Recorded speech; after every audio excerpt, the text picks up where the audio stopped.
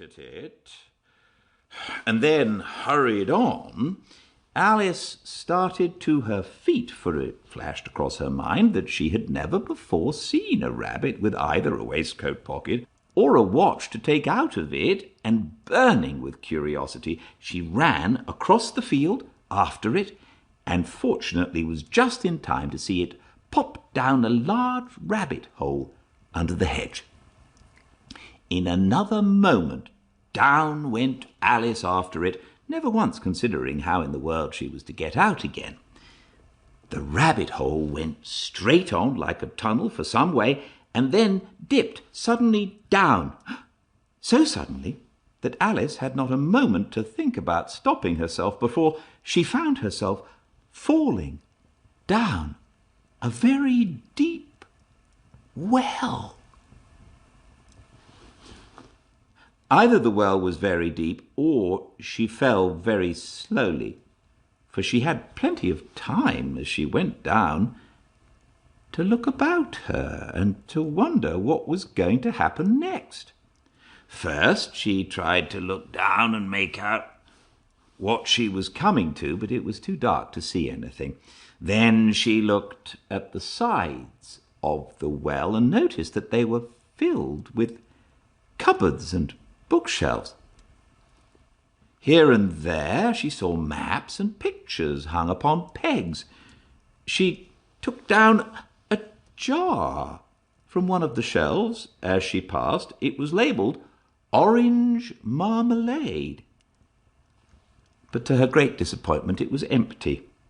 She did not like to drop the jar for fear of killing someone underneath, so she managed to put it into one of the cupboards as she fell past it. Well, thought Alice to herself, after such a fall as this, I shall think nothing of tumbling downstairs. How brave they'll all think me at home. Why, I wouldn't say anything about it even if I fell off the top of the house, which was very likely true. Down, down, down. Would the fall never come to an end? I wonder how many miles I've fallen by this time, she said aloud. I must be getting somewhere near the centre of the earth. Let me see. That would be 4,000 miles down, I think.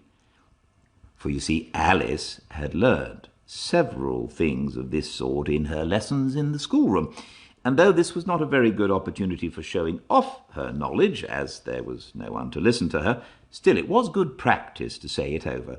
Yes, that's about the right distance. But then I wonder what latitude or longitude I've got to.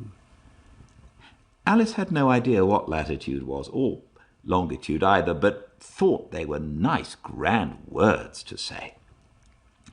Presently she began again.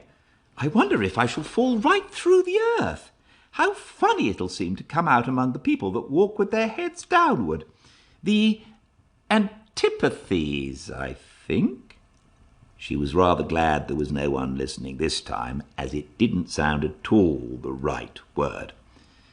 But I shall have to ask them what the name of the country is, you know. Please, ma'am, is this New Zealand or Australia? And she tried to curtsy as she spoke. Fancy curtsying as you're falling through the air. Do you think you could manage it?